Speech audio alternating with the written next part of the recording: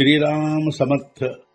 वक्रतुंड महाकाय सूर्यकोटि समप्रभ निर्विघ्नं कुरु मे देव सर्वकार्येषु सर्वदा।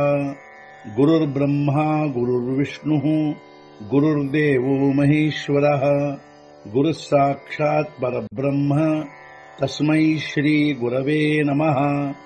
विदेहापरि चालवूनी प्रपंच मुमुक्षु जनालागी अध्यात्म चर्चा करोनी बहुलोकजे मेळवीती। नमस्कार त्या ब्रह्म चैतन्य मूर्ती अलंकापुरी पुण्यभूमी पवित्र तिथे नांदतो ज्ञान राजा सुपात्र तया आठवीता महापुण्य राशी।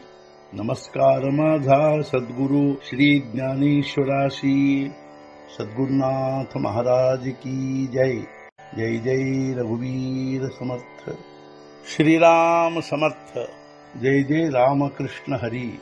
श्री ज्ञानेश्वरी ಅಧ್ಯಾಯ 15 ಪುರುಷೋತ್ತಮ ಯೋಗ ಸಂಪುಟ 24 श्रीकृष्णोक्ती सागर आ अगस्तीची दुसरा म्हणवनी घोटू भरे पाहे एकसरा अवघेयाचा। ಶ್ರೀಕೃಷ್ಣೋಕ್ತಿ ಸಾಗರಕ್ಕಾಗೆ ಅರ್ಜುನನೇ ದ್ವಿತೀಯ ಅಗಸ್ತ್ಯನಾಗೆ ಕುಡಿಯ ಬಯಸುವನು ಒಂದೇ ಬಾರಿಗೆ ಸಮಗ್ರವನ್ನು।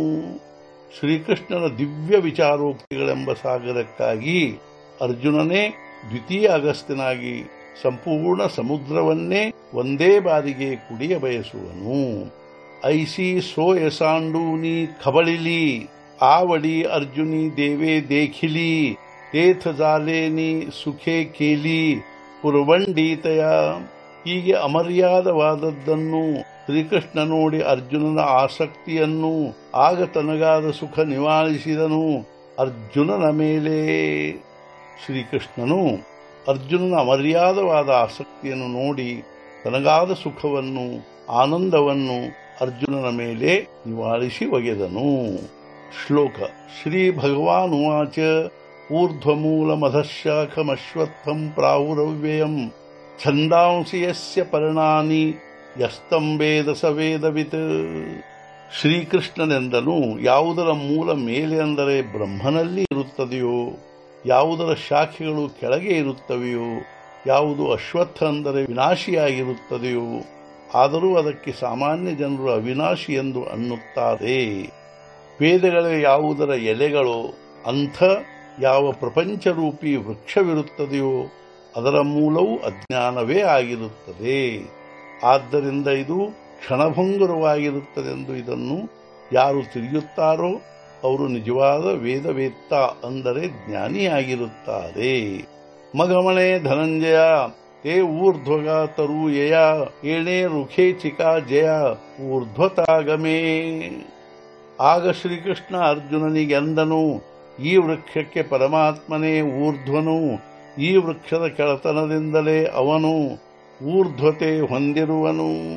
ಆಗ ಶ್ರೀಕೃಷ್ಣನು ಅರ್ಜುನನಿಗೆ, ಹೇ ಅರ್ಜುನ, ಈ ವೃಕ್ಷಕ್ಕೆ ಪರಮಾತ್ಮನೇ ಊರ್ಧ್ವನು, ಅವನು ಈ ವೃಕ್ಷದ ಕೆಳತನದಿಂದಲೇ ಊರ್ಧ್ವತೆ ಹೊಂದಿರುವನು।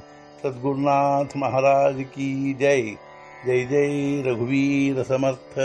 श्री पंढरीनाथ महाराज की जय। जय जय रघुवीर समर्थ।